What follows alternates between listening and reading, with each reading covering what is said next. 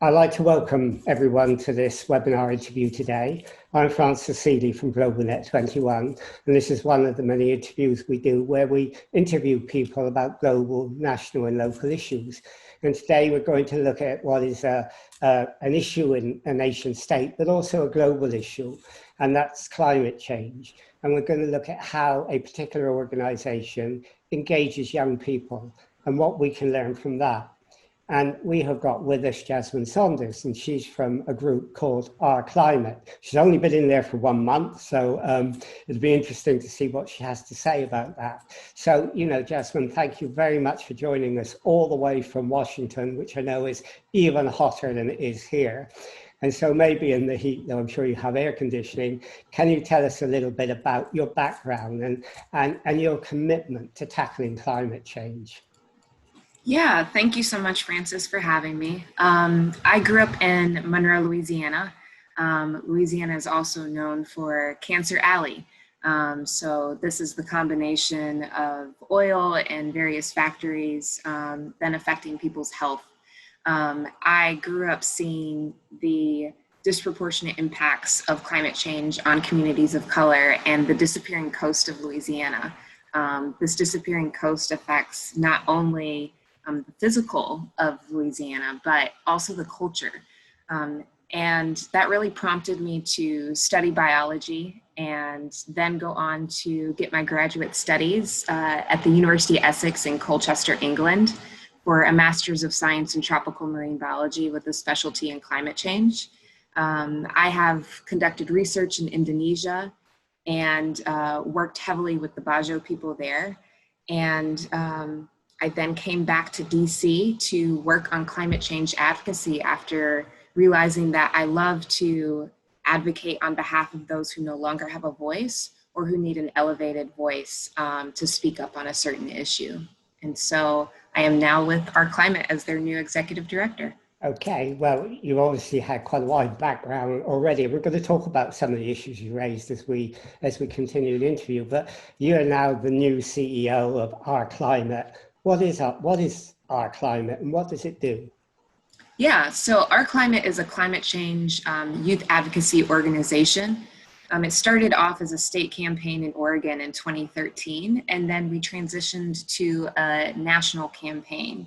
So since the Put a Price on It campaign launch in 2016, we've mobilized over 22,000 youth and have trained over 500 youth leaders in being able to lobby and advocate and network with their elected officials on the local and the state level.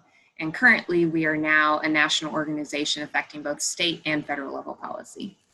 And when you talk about advocacy and young people, what do you mean? So Generation Z and millennials, specifically Generation Z, is an extremely vocal, present-minded set of individuals. And what Our Climate likes to do is we have both fellowship and field representative programs. And through our core curriculum, which consists of climate policy, climate advocacy, lobbying, democracy, storytelling, we give them the skill set of leadership development and policy advocacy, and then have them have these lobby days, which are now virtual because we're all experiencing the COVID-19 pandemic, but to give them a chance to advocate on behalf of certain bills, certain policies, or whether it's the issue as a whole of climate change, and really being able to utilize that storytelling skill set and break it down for these elected officials of how it affects them, even in their own backyard. So you're not like Extinction Rebellion and you go out on the streets and you hold up placards. You advocate. And I know this is one of the things you do. I read you have about 1,500 student-led conversations with lawmakers. Now that's quite incredible, having young people engaging with lawmakers. Tell us about that and how that works, because that's quite something. Yeah, so after we have really trained our youth on how they should approach these conversations, so it's giving them the background of climate policy, specifically in the United States, and breaking it down for them on the state level. So Our Climate is located in 6 states, Oregon, Washington, Nebraska, Florida, Massachusetts, and New York. And then we have some students sprinkled across the United States. So we really teach them about what's going on specifically in the state that they are a fellow or a field representative on, and then teach them the different steps for when you go into those meetings with elected officials, being able to give them a few facts, but then also making it personal for them and telling them your own climate story. And we have found that very successful. The elected officials very much want to talk to the youth. That is a generation that they're open to speaking with. And do you have any evidence that talking works and you change their minds? The evidence is that we have passed several pieces of legislation. Most recently in Massachusetts, we were able to pass where environmental justice communities are defined in a law. We've also been part of the CLCPA, which was in New York, and that was with our coalition, New York Renews. And do you think that the success is partly to do with the fact you train people? You don't just mobilize, you train them, and you give them the skill set to be able to talk the language that lawmakers understand? Very much so, very much so. I think that it's very important to teach people the mechanics of different things, and then have them, it's kind of the train the trainer model. And so that's why when our fellows are done and they graduate through the fellowship program, they can then go on to become field advisors, and they mentor new youth who have become fellows, and them being able to practice this. In fact, we have a blog post coming out of one of those youths who attended our policy camp last year, and now she was able to lead a breakout session during our policy camp that was 2 weekends ago. And so to see her develop as an individual, but also be able to become this lifelong climate advocate and pass this on to her peers and to her family and friends, and be able to connect the climate justice movement to all the other movements that are going on as well right now. So when you get these people, I mean, those 1,500 conversations, all the people you're involved with, where do you find them from? Where do we find them? Well, people hear about our climate word of mouth. They tap on our website, they see the social media. And I think it's important to know that for us, it's going into the schools. So whether that's high schools, community colleges, universities, including HBCUs, those are historically Black colleges and universities. It's really important for us to make those connections in academia, because we want to make sure that our network is as diverse as possible, and also exposing people to the various professions that people work in on climate change. And you don't just work with students, do you? You work with other organizations. And I mean, is that an important lesson to learn, that if you're involved in the climate change debate, that you must work in partnership with others? And I know that you, from reading about you, you have 15 national environmental and social justice organizations you work with. How do you do that? Really, it's through conversation. So it's having, which I've been doing for the past month, in my first month of the job, it's having those one-on-one or small group conversations on what is that organization currently doing, and seeing how does that match up to your mission, and then also seeing how can you all collaborate. Because one thing I've learned is that it's not about the individual, but it's about the group. And so the more people that you have involved in it, then the bigger your movement can become, and the more that your issue can become accepted. So it's very important to make sure that you are learning how to become a collaborative partner in this space, because I think that stretches the movement across states, across countries, and around the world. That sounds very sort of calculated and rational, but isn't there an element of in it that if people are enthusiastic, they just want to get together and you just sort of dive in and work together? I think yes, that's the usual yes. Yeah. Yeah, and then we say we thought about it rationally, didn't we? But we get together and we do those things, which is great. I mean, one of the things we said we'd talk about, because you're very concerned about it, is that climate change, which is clearly going to happen and is happening currently, affects people of color more than it affects anyone else, or disproportionately affects them. Do you want to explain why you think that is? Yeah. So specifically in the United States, communities of color have been battling environmental injustices for decades. And the question is, why are we still fighting for this? Why is this something that has not had solutions? And one of those things is that communities of color, including these community leaders, have not been brought to the table when these policy decisions have been made. And so that's something very important for us to be doing now, especially as we're in this moment of racial unrest, COVID-19 pandemic, the climate change crisis, and an economy that is unfortunate right now. I'll put it that way.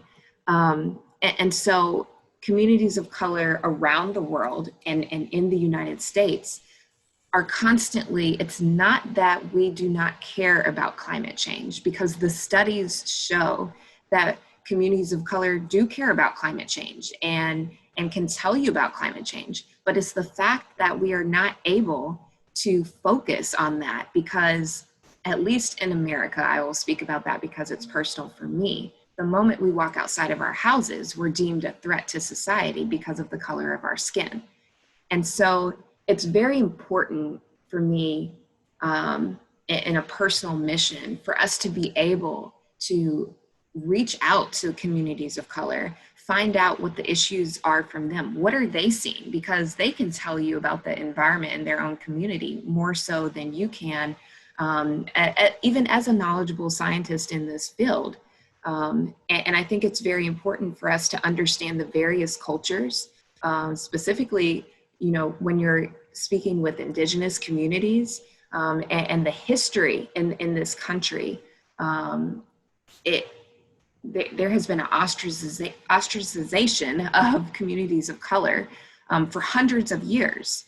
The country was founded upon taking away land from indigenous peoples and built upon the backs of slaves who were brought over from other countries. And then you had the indentured slaves on the railroads, and the Japanese in the internment camps, and the Latinos who are currently being thrown into cages. And so it's very important for us to make sure that we are acknowledging the struggles that these communities have gone through in this country and the history that is there. One other thing I'd like to say in this regard is a prime example of this is redlining. The history of redlining in this country actually started in 1934, and that came out of the New Deal Act, in which this was creating new housing communities for people, and primarily the middle class. But then what did that turn into? It turned into segregation of your African Americans and Latinx communities and other communities of color being separated from the white communities. And these redlined communities were set into places where there was known bad environmental air quality or sitting next to landfills. And this is still going on. You have people who are passing down multi-generational wealth and ownership, grandparents who are giving their houses to their grandkids, and it's still sitting next to this landfill. And so that struggle is there of, how do we bring this up? How do we talk about this? How do we come up with different solutions? I think it's very important for us to know that the intersecting effects of climate change all disproportionately impact communities of color. And those intersecting effects, it's not just the environmental or the economical side, which is what we mostly talk about when we talk about climate change, but there's the racial, the housing, the migration, the sociocultural, the food insecurity. And so all of these, if you take them separately, communities of color around the world are disproportionately impacted. And so then when you put all of those in a bucket and put climate change on top of it, it's this huge disproportion. And so we have got to come up with various solutions in how we are going to address this. Okay, so Black Lives Matter and that's about many issues, but it is about climate change as well. How do you, I mean, all the things you said about poverty and people being in red-lined housing and being next to incinerators and landfills and so on, how do you combine all this together with climate change to get that message across, to engage the people that are in those situations? For me, it's all about storytelling. But one thing that I personally relate to is if we take migration, for instance. I grew up in Louisiana. My state was hit hard by Hurricane Katrina.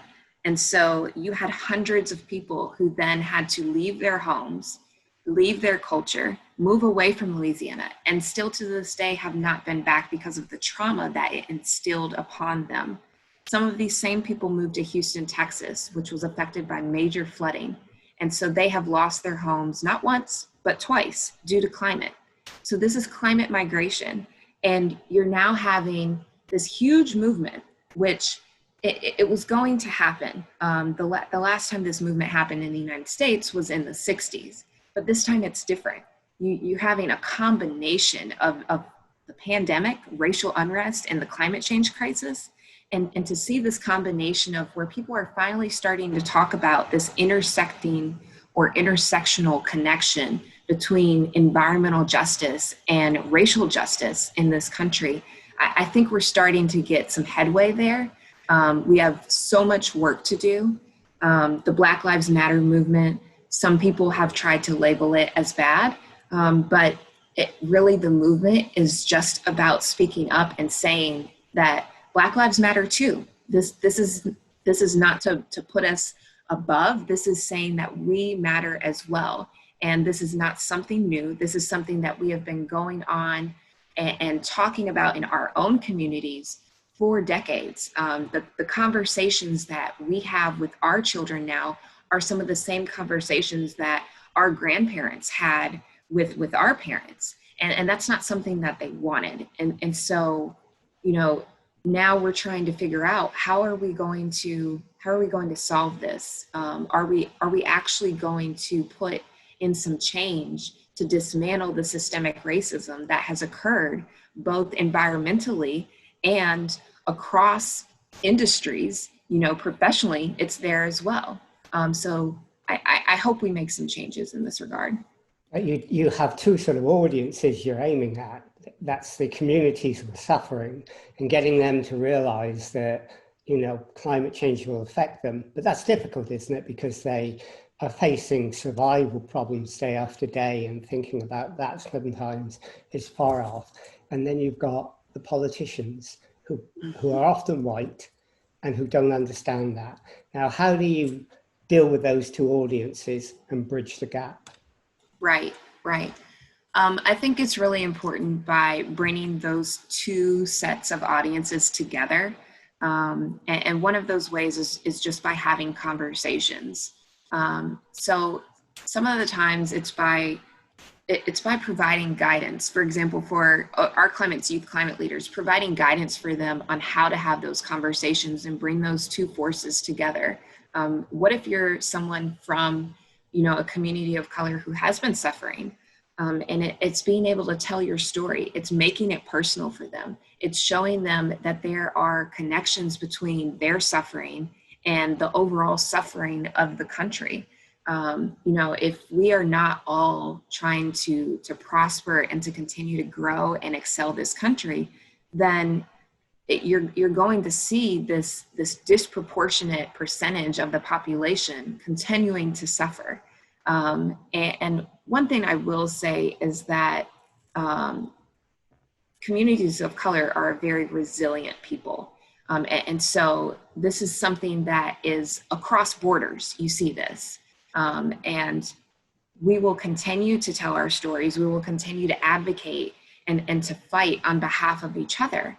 I think for these elected officials, it's important for you to show them, specifically here in the United States, if you're speaking to your senator from Massachusetts, talk with them what's going on in Massachusetts.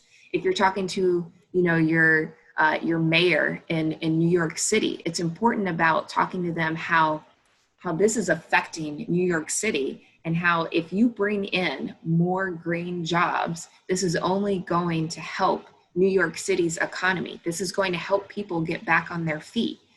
And so I think it's important for us to do that. Okay. One of the other things, and you mentioned it in one of your answers, is your concern, I know, is about the fact that climate change will increase migration, both internally within the USA and internally with other countries and internationally as well. And that's going to be one of the biggest problems. I mean, we're facing the problem of migration now, and people are, and there's a backlash to it, but what we're seeing now is nothing compared to what will happen in the future. I mean, how do you get that message over? And how do you get people to prepare for that so that they can manage that? And can they manage that? Mm-hmm. So let me throw out a few facts for you. Unpredictable monsoon rainfall in Southeast Asia, increasing storm surges and hurricanes in the United States and the Caribbean, drought in the African Sahel, major wildfires in Australia and the west coast of the United States. And oh, by the way, the Amazon is burning away. You know, these are the things that we've seen literally just in the past few months. Migration has happened since the beginning of time. The difference now is that the amount of migration increases substantially as climate changes. So climate is rarely the main cause of migration. However, it most always exacerbates it. Climate extremes such as droughts don't simply result in no water, but rather crop losses, unemployment, poverty, community tension. And then where do the migrants go? Do they have anywhere to go? This ties into the refugee world and how across borders, there are very few and little protections for people who have been displaced by climate change. Not to mention, with the combination of the COVID-19 pandemic and countries around the world not welcoming migrants and this no worldwide protection for people displaced by climate change, what should we do? You know, is this something that we're bringing up on the UN level? And one other thing is that of all of the people displaced by climate change, how many of those people are women? 80%. 80% of the population displaced by climate change is women, and women face higher economical, political, and social barriers than men do in order to recover from climate disasters. So when we talk about climate migration, this is affecting all of us. And the countries that are being affected the most by climate change right now are trying to get to countries that are also being affected, but it might be a safer place for them. They might be able to get back on their feet. They might be able to help with the economy. And yet we're seeing where these people are not being accepted. We're seeing where we want to close our borders. And so this is something that has got to be fixed. It has to be solved. But we are all going to be affected by it, because think of the major populations and where do those live? You know, you think about India, that's around a coast. You think about Indonesia, you think about Bangladesh. And so we've got to think about this on a high level in how we are going to solve this crisis, because it's only going to get worse as the climate keeps increasing. How do you solve that problem? Because, you know, in America, and we've seen it in Europe, we've seen it in this country, we've had a populist reaction, Trump in your country, to migration. And, you know, the Trump constituency, some people call it the redneck constituency, they won't take that message very kindly. They will find the idea of more migration happening abhorrent to them, because they may not understand the mechanics of it. Now, do you feel you have a need to convince that audience as well that this problem will affect us all? Very much so. I think one of the things with audiences in regards to climate migration specifically and climate change as a whole is humanizing the issue. We have politicized this, and it's not a political issue. It's a human issue. And, you know, we often like to think of things at the 30,000 foot level and not have it on the micro level. We don't like to think about how this has affected a family. Think of your neighbor. Your neighbor's a farmer and a drought has been going on for months. So now they weren't able to bring in the crops that they were expecting. And now they're having to ask for loans. And now it's gotten to a point where they're going to have to leave the farm behind and sell it. And the proceeds from the sell is that it is going back to the bank on the loans. And now they're having to find a new place to stay. And all that trauma that a human being is going through is something that we have to address. So it's involving people from multiple sectors being able to come to the table and have conversations about this and talk about how we cannot ostracize people. We've got to welcome them in. We've got to figure out ways in which we are enacting protection status for them. And climate change is a real issue that is affecting people because in addition to the climate change that is occurring, again, I said it's only exacerbating issues that are already going on. So you have that community tension. You might have drought, you might have war, and we have got to be able to sit around and we have to put pressure on our elected officials that this is a real issue and it matters because it's a human issue. It's not a political issue. Well, I think what you said about we should humanize it and not politicize it is a really, really important point, which I think lots of people will have a great deal of empathy with you on. But can you humanize it to the scale needed to make a difference? Can you tell stories enough for people to relate to it?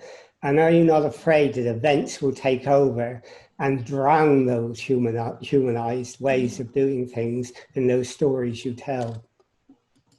This is where I think it's important for our youth. We talked about a little bit about the youth climate movement, and Generation Z is extremely vocal, and they are talking about climate change and all of these intersecting effects. I think that they are going to hold everyone accountable because we're talking about the futures of our grandchildren and great grandchildren. And so, yes, it's at the level where it has to be at that high scale. And you see progress when you put pressure on elected officials, when you make sure that it's being talked about. So you're having the conversations at the dinner table, you're putting it on social media, you're having the uncomfortable conversation with your neighbor who is very conservative in this regard. And it's important to do that. And just, it's throwing yourself out there, but at the same time, it's for the common good. So that means being open about what's happening, being open about the communities that are affected, being open about race, for example, talking about those things. And that's your message. That's the mission of your organization, is it? Yes. So, our climate, we empower our youth to advocate for science-based and equitable climate policy solutions. It is very important for us. We have 3 policy principles, and so they are focused on renewable energy targets, corporate polluter fees, and environmental justice legislation. So by utilizing these policy principles, we are able to talk about climate change as a whole and really advocate for change and make sure that revenue is going back into the communities who have been most impacted. Okay, well, we're getting very close to the end of our 30 minutes and it's gone incredibly quickly. How do you see your future? You're 1 month into a new job, which is exciting and fun, and you always go into a job full of ideas, and then you hit reality. Where would you like to be? What would you like to see your organization to do in terms of the mission you've got, and how successful do you think you can be? Yeah. So when I returned to the United States after finishing my graduate studies, I have been in environmental justice for about a decade now. And this organization that I'm working for, I have been completely inspired by because the youth have this energy about them. something that I only have a little bit left of. So it keeps me invigorated each and every single day. I foresee our climate being one of the phone calls from the White House, from the UN, in speaking about these climate policy solutions. I see our climate being the bridge between the local, state, and national levels. Climate change legislation is going to happen on the federal level in the next year or two, and in the United States, especially if we see a different administration, in the White House. And I think this will also affect the world as well, because then we can get back to being on the same page with the Paris Climate Agreement, and making sure that cities around the world are making sure that they are providing a better future for the generations that are already existing and ones to come. Okay, well, it sounds to me as you don't have just a little energy left, you have a heck of a lot of energy left. So I'm sure you're going to have a great future in the job you're doing. So if anybody wanted to find out more about what you're doing and about you and about your organization, where would they go? Yeah, so if you head to our website, www.ourclimate.us, you can reach us there. And you can also find us on social media as Our Climate Leaders on Instagram and also on Facebook. Okay, well, that's clear. Well, thank you very much. I mean, that's been, that's been a great interview, and I think lots of people will find it interesting, because what you're doing in terms of engaging young people and linking them in with the decision-making process is really important. And I'm sure we could learn a lot from you and get a lot of advice from you, and maybe people will contact you. Maybe we will as well, to get advice from you, because I think what you're doing is great. So, thank you for taking part in this. Thank you for doing it, and good luck in your new job. I'm sure it'll be fantastic. So, thank you so much. So we'll end this interview now.